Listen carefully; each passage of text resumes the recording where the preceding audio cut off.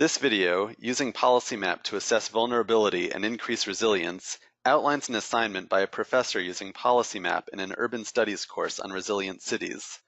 The goal of the assignment is to learn to identify at-risk populations facing a pending natural disaster or severe weather event, choose data indicators to find people facing vulnerability, use tools to visualize the risk, and develop recommendations based on that information.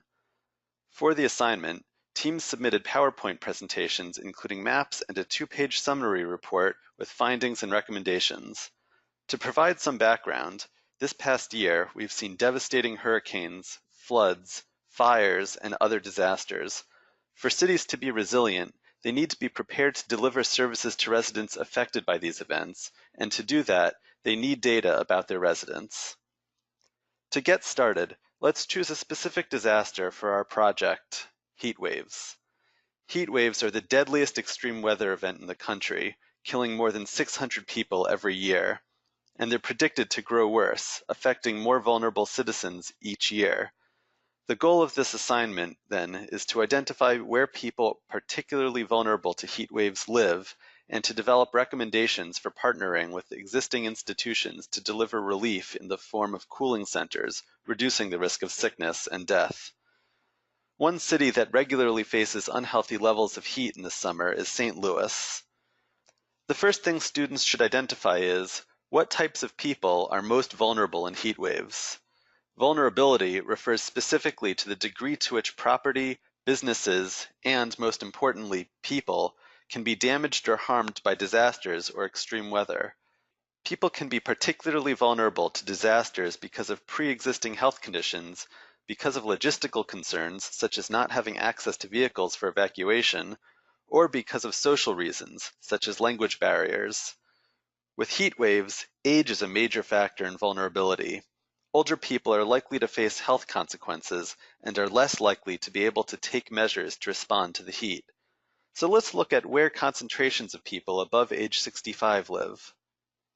As we can see, the northern area of the city contains several tracts with high concentrations of people over the age of 65 who may be in need of extra attention during heat waves. Another factor to consider is exposure.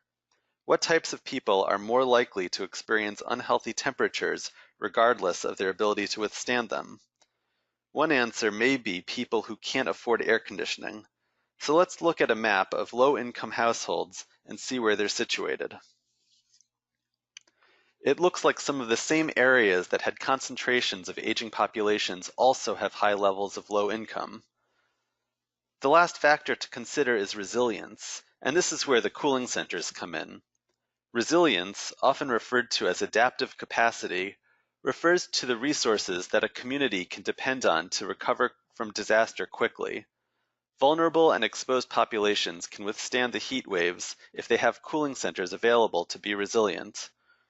What existing resources can a city take advantage of to offer air-conditioned spaces for people? Libraries would be good candidates, as they might already have everything necessary to be a cooling center. So we have all the data resources we need. How can we make a final call on the best locations? Let's look at three-layer maps, which will let us combine the age and income data to find the neighborhoods that are most in need. We'll look at neighborhoods where over 15% of the people are 65 or older, and over 50% earn less than $25,000 a year. The purple areas on the map clearly show the populations that are most vulnerable and most exposed. Let's add libraries and see if any are around these locations.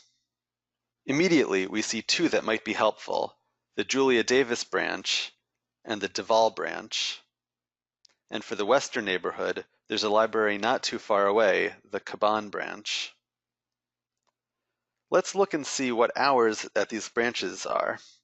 We can color code points on the map to get a sense. The Julia Davis branch is open 70 hours a week, which is good. The other two branches have fewer hours, which may be worth extending during heat waves. For our assignment, we could print out this map and include it with a two-page report detailing the vulnerable populations we identified that are at risk in a heat wave, the aging population, the exposure we identified, low-income populations possibly without air conditioning, and recommendations to increase resiliency by partnering with libraries to serve as cooling centers.